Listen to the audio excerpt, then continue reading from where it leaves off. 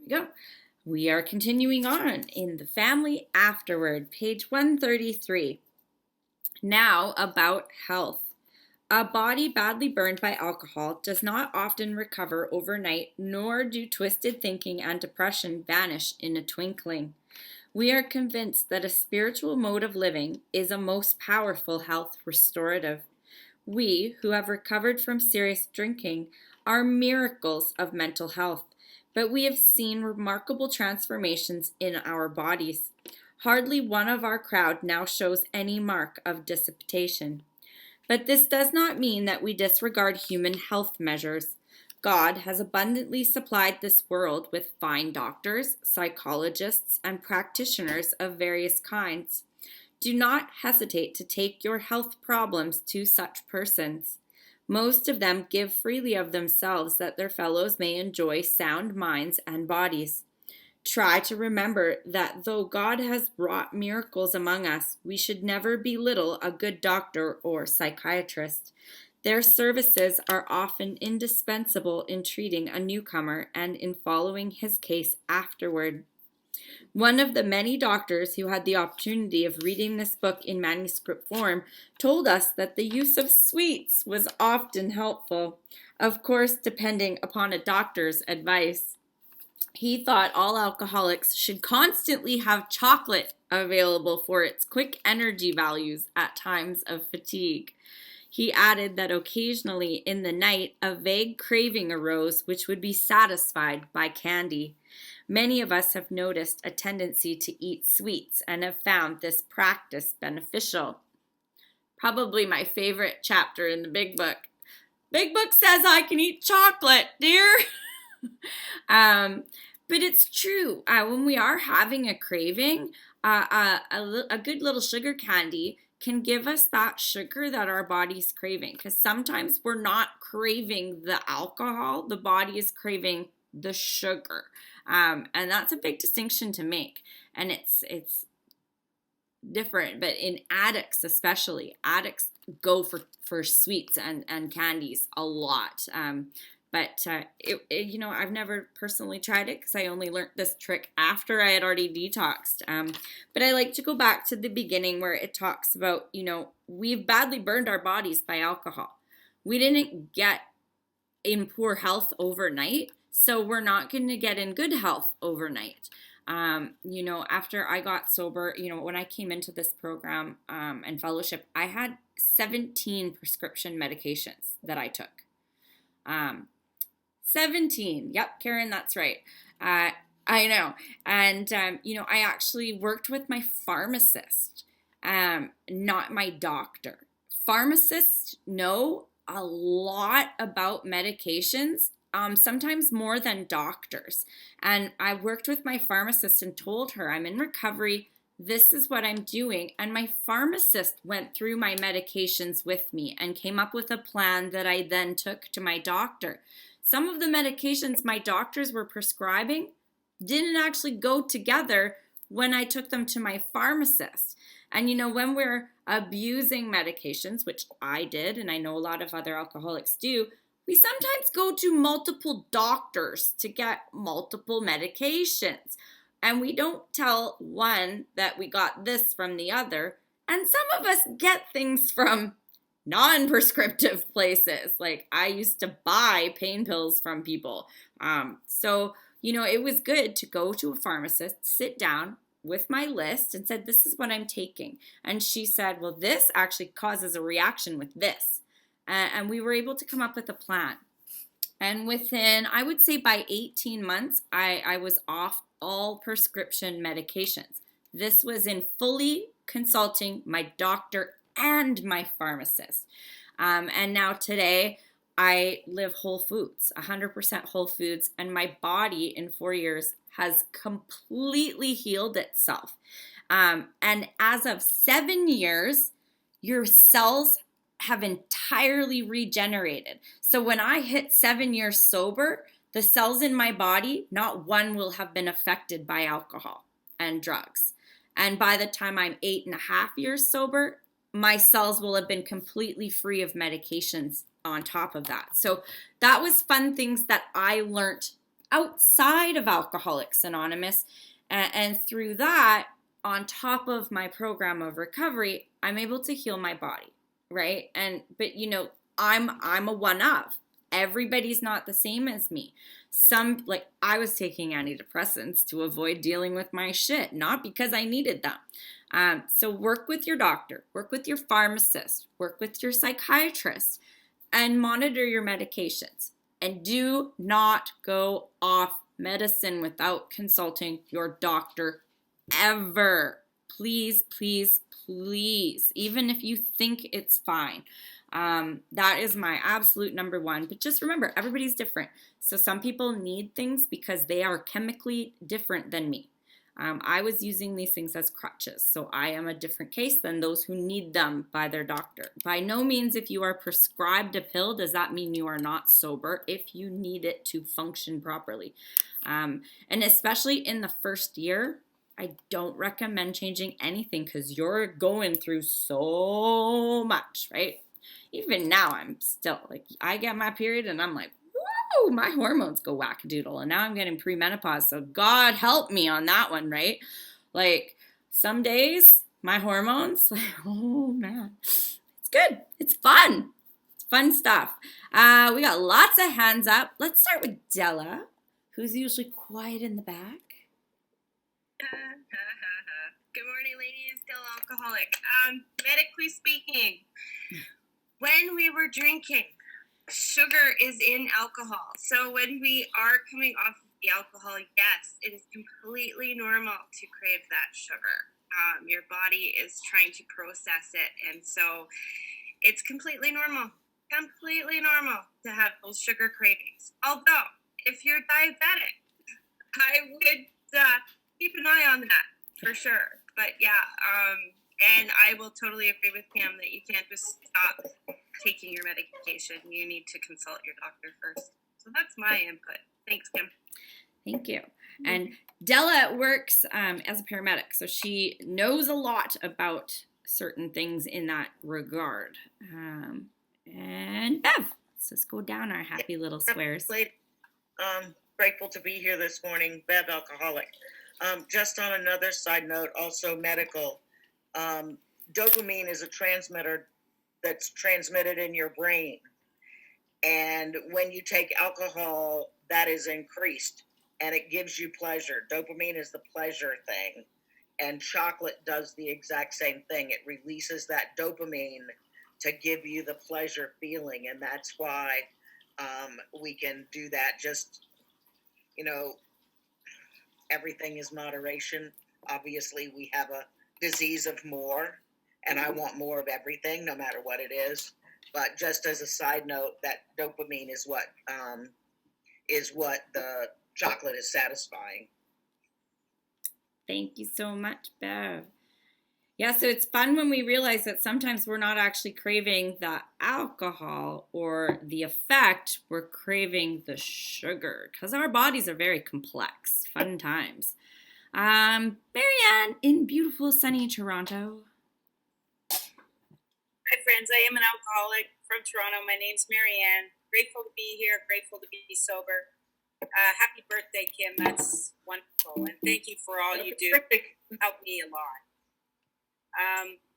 So I went to a psychiatrist because I knew I needed mental health help in support of the AA program.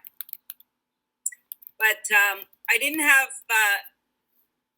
much luck with her because I find that a lot of doctors up there aren't wise to addiction and recovery more so.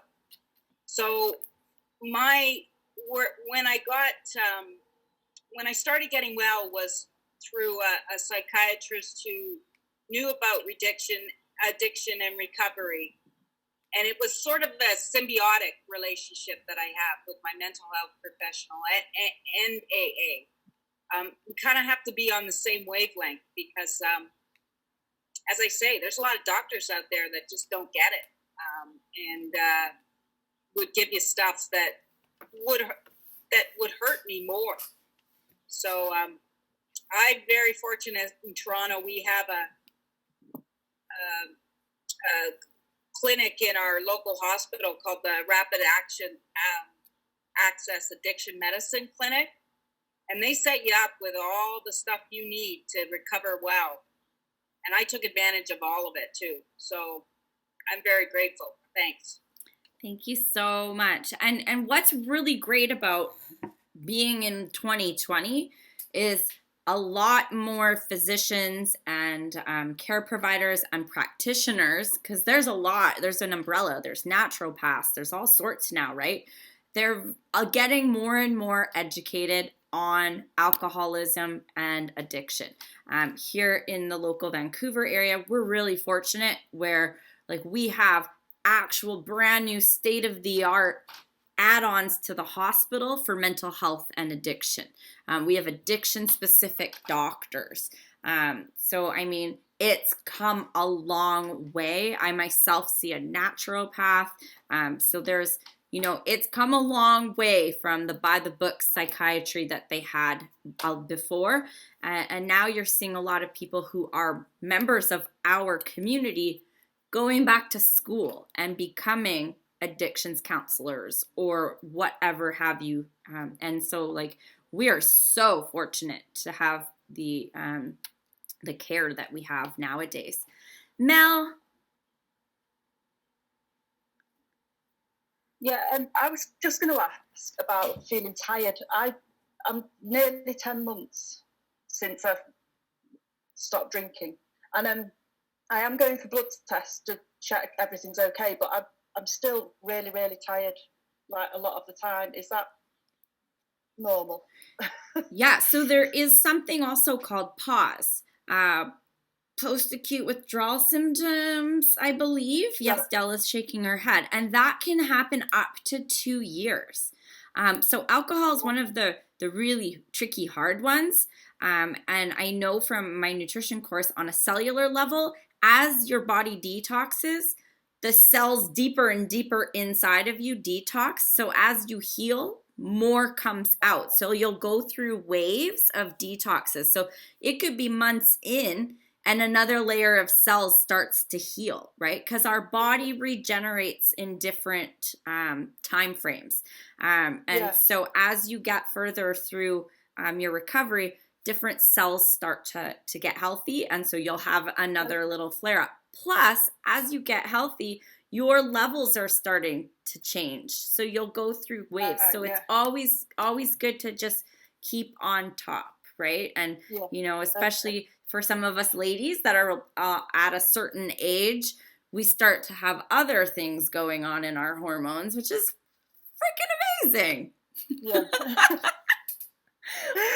It's like, oh, this is a new one. Okay, let's see. So it's just, Thank you. Always kind of having that little, that rejiggering that goes on, for lack of better words. But definitely look up PAWS, PAWS, for withdrawals, for those especially in their first year, and get to know what the symptoms are so that you don't think something else is happening, and you can kind of work with your doctor on it for sure. Leslie G. Hi, everyone. Thanks for being here. My name's Leslie. I'm an alcoholic. Congratulations, Kimberly, on 5 years. That's awesome. Thanks for sharing that with us. When I taught alternative high school, I was a science teacher, and I was given the materials to teach a class on addiction from the National Institute of Health, so a source I trusted.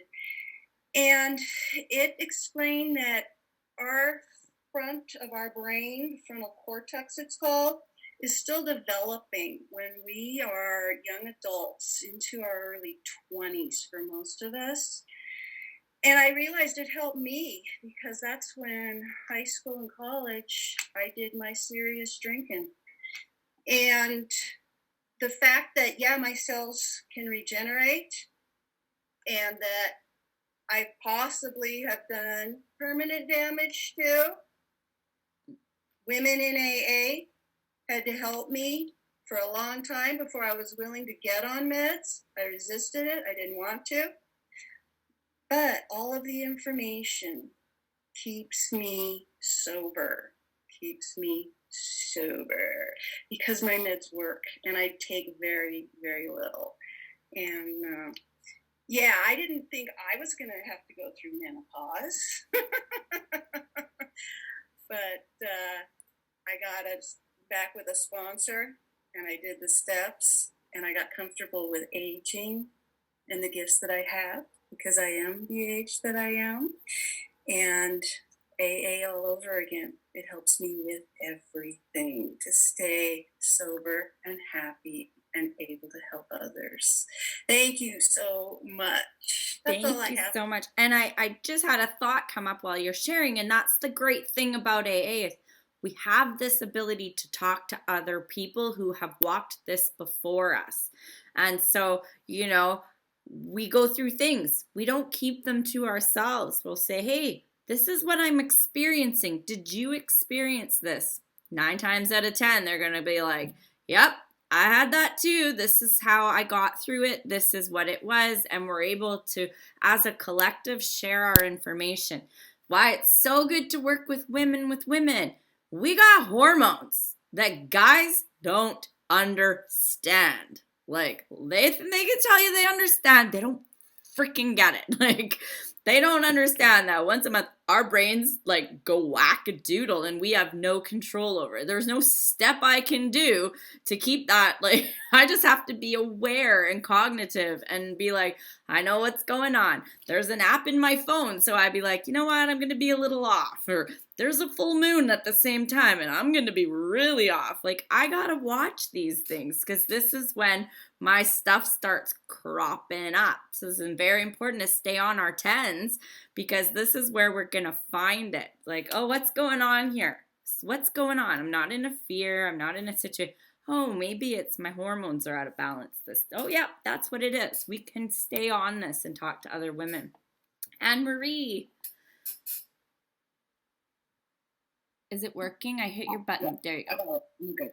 I'm Anne Marie, I'm an alcoholic. Congratulations, Kimberly. I want to add mine to that. 5 years is wonderful. Four. I'm 4. I'm on my 5th year. You're on your 5th year. Yeah. All right. This is a miracle year. Yes. Yes, a lot of changes.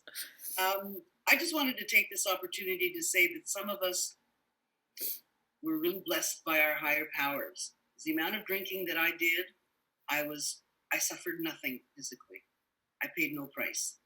And I just wanted to say thank you for that. That's all. Because I know women here with incurable cirrhosis who just have to learn to live with it and their lives are not funny. So I was blessed by my higher power. That's all I wanted to say. Thank you, ladies. Thank you. And sometimes another effect of our alcoholism is that we've ignored underlying health issues for a long time. Ones that weren't caused by our alcoholism, but that we've exasperated because during our alcoholism, we didn't take care of ourselves. So myself, I had some conditions that were made worse by the way I didn't take care of myself. And so, I'm in great health, but I do have things that crop up once in a while. But they're managed properly by good, healthy lifestyle, so they're not exasperated anymore. I was blessed with the pickling effect of tequila, where I look a little younger than my age. Thank God for that. Joanne. Hi, I'm Joanne. I'm an alcoholic addict, and the benefits of this program is that you taught me to protect my sobriety. So I learned to have a voice, and I learned to use that voice to protect my sobriety. And over time, that falls into other areas of my life. And for me, I had hormonal problems. I had endometriosis. I had postpartum twice. I had crazy menopause. And through those, I was able to know my body and articulate to other people, what I thought I needed. To also say to not all doctors graduate Harvard Medical School with A's, and to be able to advocate for myself.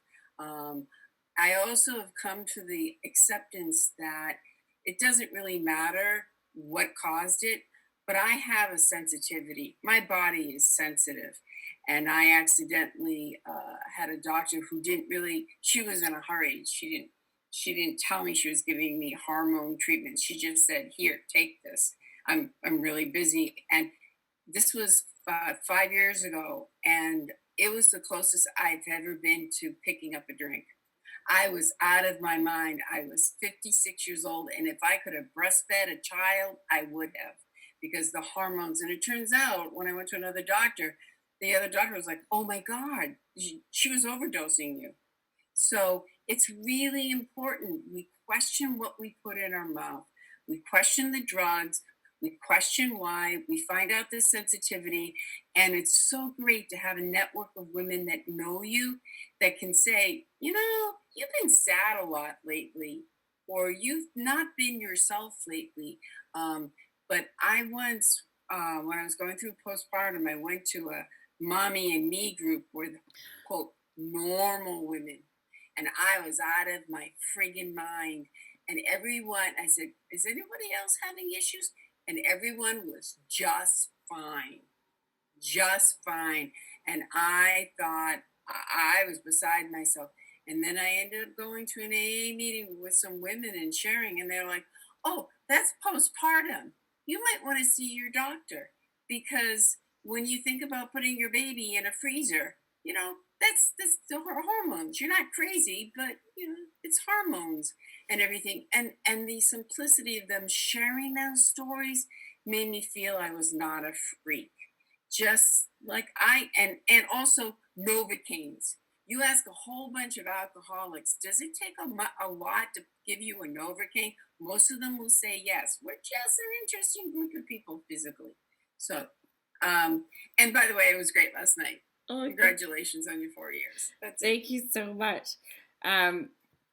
Yeah, so that's like, Joanne's got the same story as me, endometriosis. Like, I'm having crazy menopause. So it's like we have these same things, and the more we express it, people are like, "I have that too." Like, how many people are like, "I have thyroid, I have endometriosis, and I have crazy bad periods," or premenopause that's crazy, right? Like, we've got similar stories. I don't know if anybody's ever done a study on that, because maybe there's something related to the alcoholism or what we've done. Who knows? This is where my science brain goes, right? But yeah, so important that we talk about it, because then we realize we're not alone in these things. We're not alone in it at all. Joan, how are you today? I am just lovely. And I was blessed also, came into this program with no illnesses of any sort. And I'd already gone through menopause, so I didn't even have to worry about that. What is the acronym you are using? PAWS? Yeah. PAWS, post-acute withdrawal syndrome. Thank you. Yeah. And if you Google it, you do have to put related to addiction or alcoholism, or you'll get a bunch of stuff about dogs. Okay.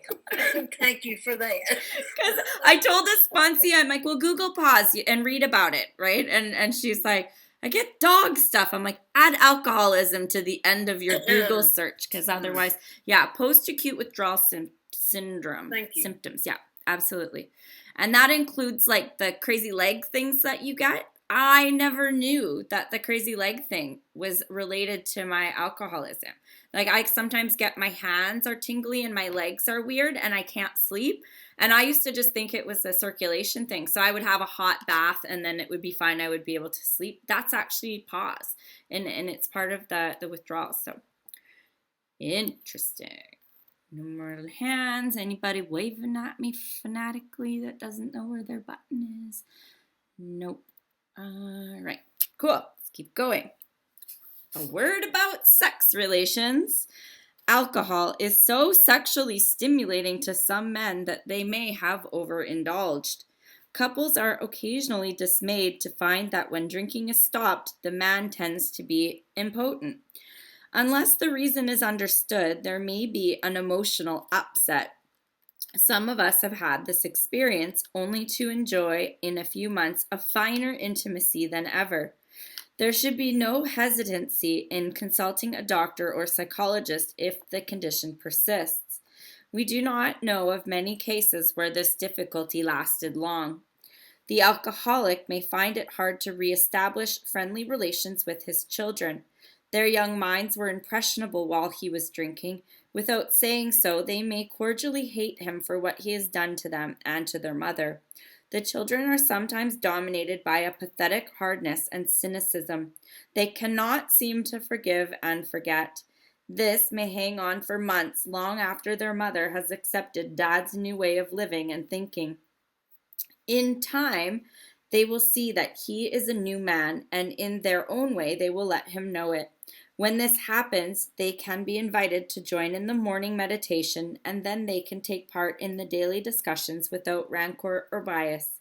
From that point on, progress will be rapid. Marvelous results often follow such a reunion. So, I can't talk of men's sexual impotency, but for me, is that the right word? You know me and Impotent and impotence, men's impotence. There you go. Not my cup of tea. For me, I never had problems with the sexual relations after getting sober. I really didn't want involvement with anybody. That was my experience in the first little bit. I was in a relationship in my first year of sobriety, so I don't remember anything special about that. Someone else may have more experience on that. I do know in my first marriage that was riddled with alcoholism, there was a lot of anger and tension, so the withholding was part of my resentments. But as far as the children's relations, I can speak of that a lot. So for me, following a good lead was for my children. My children understand I did the best I could with what I had at the time. And my living amends is to be the best mom that I can. I've taught with my kids how to deal with resentments. My older daughter didn't talk to me for over a year due to her resentments, and I didn't push my will on her. I let her walk in her journey, and that was through great sponsorship. That had been through a similar situation with older children. When the time was come, I was there. I had grown spiritually in the year that I hadn't talked to her. So I was in a different place when she came to me, and the conversation was different. And now we have a great relationship. That's only been since the past 2 months that she's been back in my life. And so me not practicing my will and pushing that, my Kim response would have been, you can't see your brother and sister if you don't talk to me, rawr, right? But I didn't. I would drive my children there. I would drop them off. I would pick them up, and I would mind my own business and let her process, because that's her process to go through, not mine to push my will on. And it worked out that way, but others may have a different experience. But for my younger 2 kids, yeah, they lost their dad to this disease, but we don't talk negatively about that. We talk positive. We walk in God's love and light in this house, and I have seen a transformation in my children as a result, but that's a follow my lead. We have compassion, we talk openly about things. So I know if my kids ever had a problem, I would hope that they would come to me, because we've made that open, loving relationship where, we joke about stuff, I'm like, well, you know where to go when you fuck your life up. And my son's response is, well, I won't go to the same meeting as you. I won't let anybody know I'm your son. So and that's what we've got built here, so that the door is open if the time ever comes. And so let's hear some experience on sex, relationships, or children. Della. Yeah, Della alcoholic. This is one where I'm having a hard time with in sobriety. Because when I was drinking, I was fun.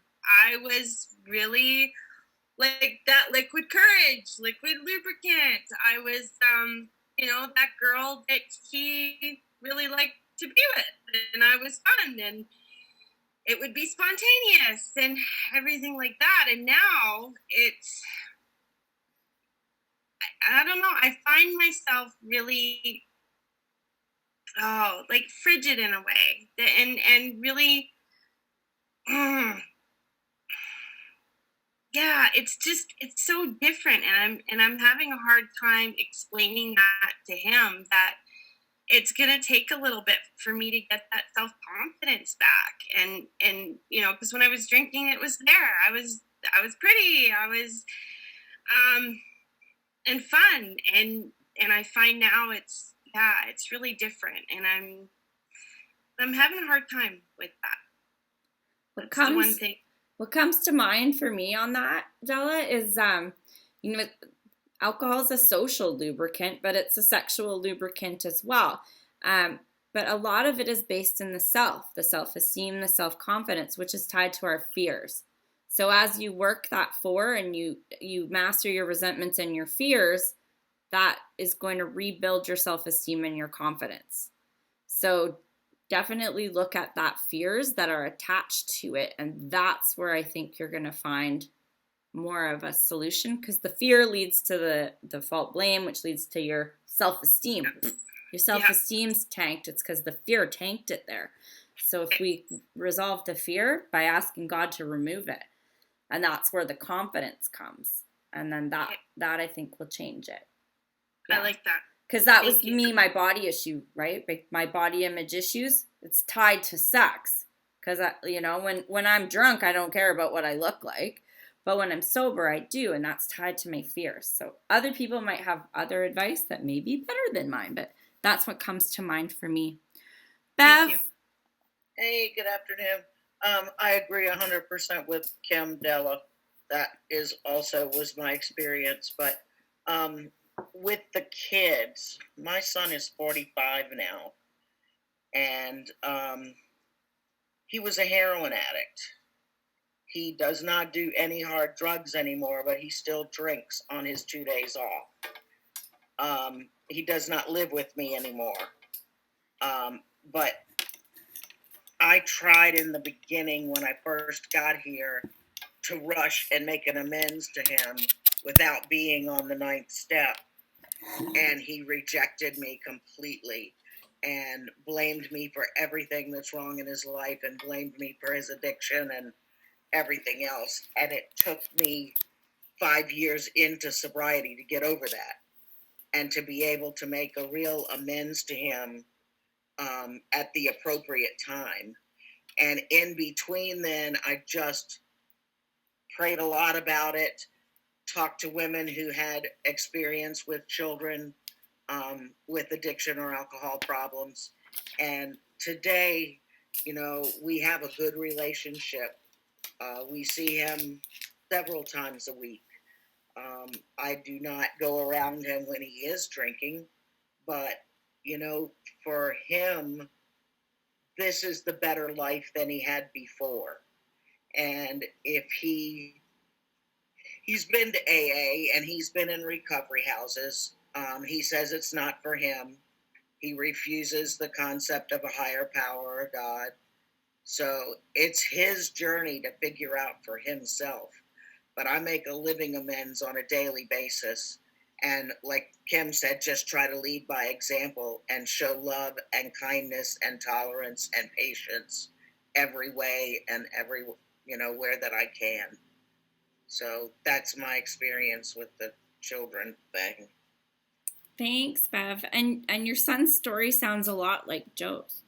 Got off the hard drugs and has been around recovery, but never licked the alcohol. And I've heard that of a lot of people. They got off the really hard drugs, and then the alcohol was the vice that they couldn't get off. And that sounds like a real alcoholic to me, right? Mm-hmm. So he might be a good resource for your son at some point. Yeah. Yeah. Thanks. Marianne, going down my little blue squares. There we go. I know I've got my oldest son. I'm saving a seat for him. I can see it clearly, what's going on with him. And, it's interesting because I get blamed for that, being the alcoholic, which leads me into why there is some sexual dysfunction. And that's a relationship issue, right? So I got to really keep it in myself. I got to get better. And it's okay that I might not always feel like what you want, because there's issues outside of my recovery and my alcoholism. And all I can do is live the program and live the steps to handle all this within me.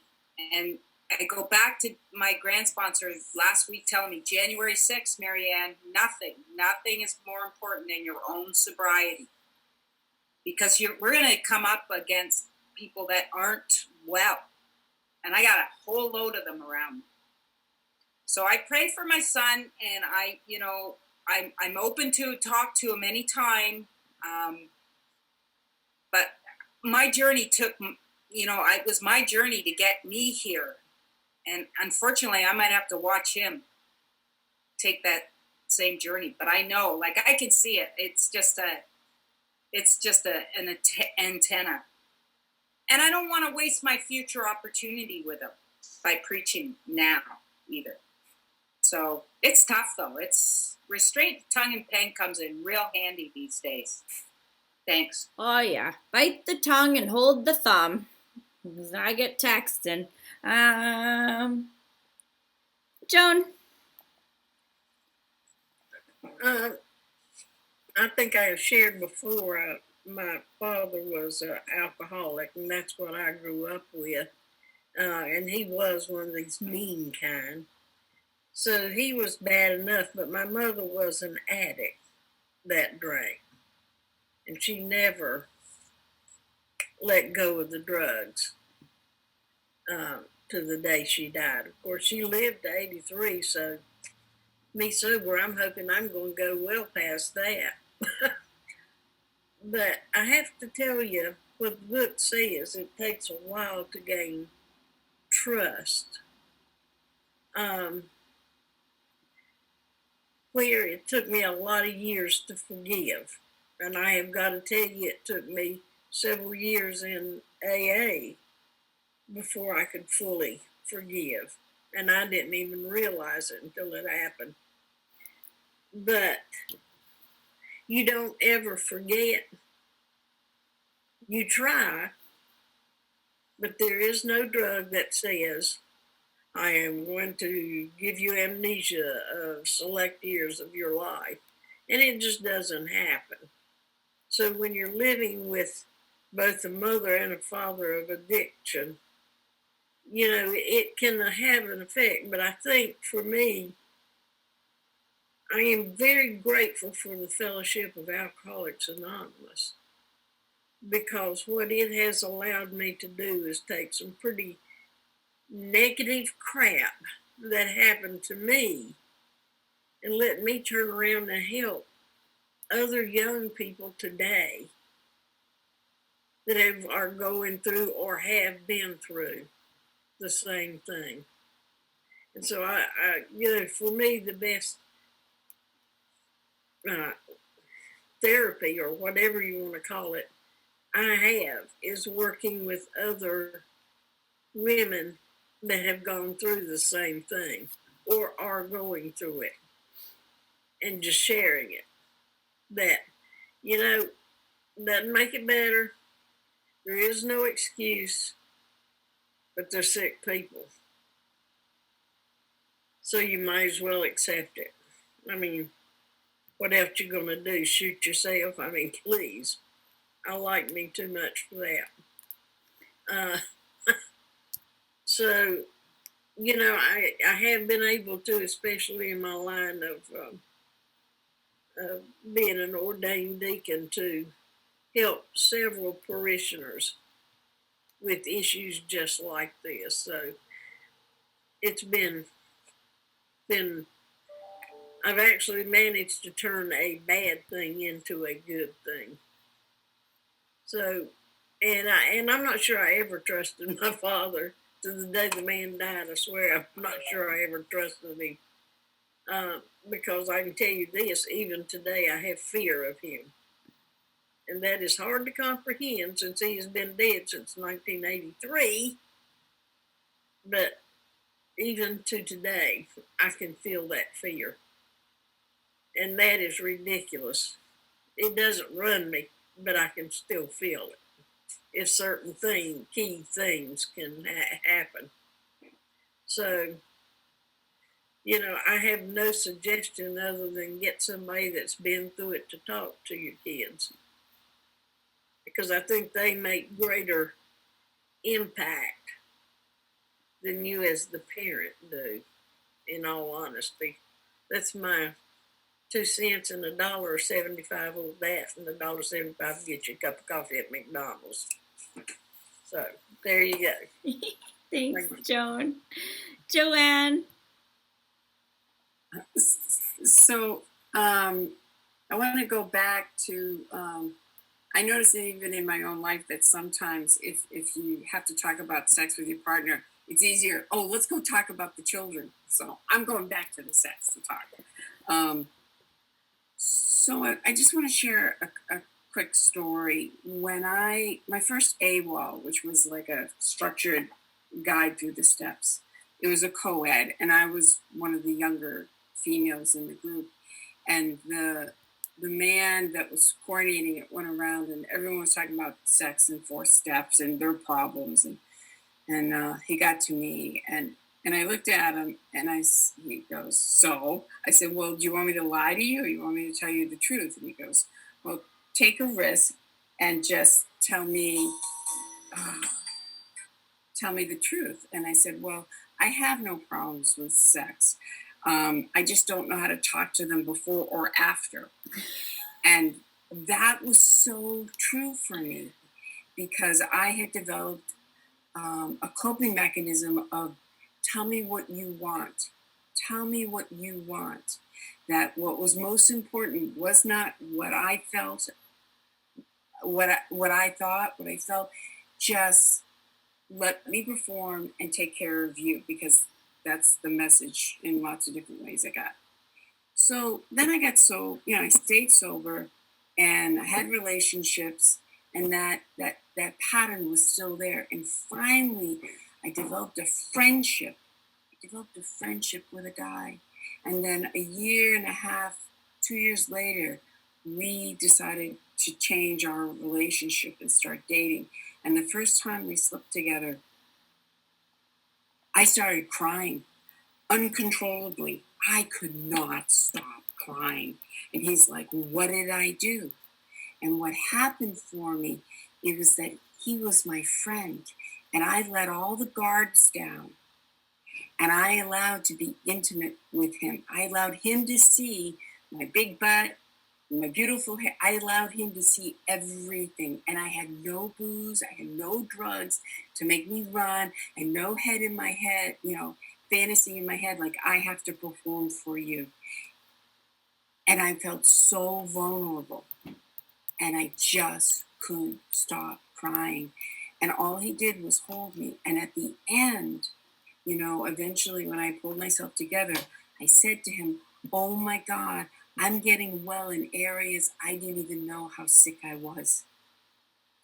And so what I want to say about this little section about, couples is that even there are many times in a relationship where you have to say hello again. You have to say hello, that you have to drop all the pretenses, really look at each other, and develop that ability to go play with each other, to go have fun, to create that intimacy between you two, because people change. I've been married, I've known my husband for 30 something years, but I've been married to him for 25. We've changed, and we're constantly having to go back and say, hello, who are you? And everything. And sometimes it feels like a stranger. And when that alcoholic, that alcoholic person in your life gets sober, they're a stranger. So you got to be willing to take the risk and start again. Learn to play, learn to laugh, And eventually, I've also learned that I'm incredibly self-centered. How could anyone love me if I take a size 14 pants? And he's like, I love all of you because we're self-centered, and that's my stuff. So I have to sometimes I have to work to let the walls down. But it's also, I am not naive to not believe that alcoholism affects both people, and you have all different dynamics. In my life, he was an alcoholic too. He brought in things. I brought in things. And we have to do a dance, and figure out what we're going to keep and what doesn't work for us. And, but I just want to really encourage play and honesty. And the rest will come, because what you want to do is love your soulmate, love your best friend, and those are the people that in turn around and love you no matter what. And it's the greatest feeling ever. And you don't have to drink, even if you want to, when you get really scared about it. That's it. Thanks. Thanks so much, Joanne. And for me, like Joanne was saying, she didn't talk to them before or after. Sex was fine. A lot of my previous relationships, that was the foundation. The foundation was sex or drugs or alcohol. I didn't know who they were. So it was like, that to have a relationship actually built on a foundation of friendship and getting to know someone, that was a foreign thing for me when I started in on dating and recovery. All right, let's finish off a chapter today. These weird short little chapters at the end seem to be taking lots of time and having good discussion, and people don't read them enough. Whether the family goes on a spiritual basis or not, the alcoholic member has to if he would recover. The others must be convinced of his new status beyond the shadow of a doubt. Seeing is believing to most families who have lived with a drinker. Here is a case in point. One of our friends is a heavy smoker and coffee drinker. There was no doubt he overindulged. Seeing this and meaning to be helpful, his wife commenced to admonish him about it. He admitted he was overdoing these things, but frankly said that he was not ready to stop. His wife is one of those persons who really feels there is something rather sinful about these commodities, so she nagged, and her intolerance finally threw him into a fit of anger. He got drunk. Of course, our friend was wrong, dead wrong. He had to painfully admit that and mend his spiritual fences. Though he is now a most effective member of Alcoholics Anonymous, he still smokes and drinks coffee, but neither his wife nor anyone else stands in judgment. She sees she was wrong to make a burning issue out of such a matter when his more serious ailments were being rapidly cured. We have 3 little mottos which are apropos. Here they are. First things first. Live and let live. And easy does it. Yes, the smoker and the coffee drinker. We can't get judgmental on someone. Number 1, first and foremost, is the fact that they're putting down the alcohol and recovering from alcoholism. Things will come to pass as time goes. What would you prefer, a coffee drinker or an alcoholic? But I've been guilty of it myself, in different situations. Oh, well, you do this or you do that. Well, I'm too busy working with others. That doesn't matter. The matter is I'm working on my alcoholic problem. Open it up, Marianne. So I like to give my notes from the person who took me through this book, because they're so helpful for me. So in that first paragraph, or that paragraph we read, whether the family goes on a spiritual basis or not, I've got in the notes, I judge myself through my intentions, but they judge me through my actions. And I've been living in this, all I can do right now with a lot of crap going on is example and boundaries. And that's what I have to live through. And that's hard, because my defects them to see it my way. And I'm aware of that. But I'm so glad that I had a chance to read this. I judge myself through my intention. So I know my motives. I'm checking them. And, but they're going to see, you know, so my motive might be good, but if I pop off and say, well, you're wrong, la, la, la, la, la, la, la, which I can do in my reactive moment, they're not going to see my intention. They're just going to see my action. And that doesn't work for any of us. So thanks a lot. Thank you so much. Anyone else to finish off this page? Let's finish it off. We'll read the next to the employers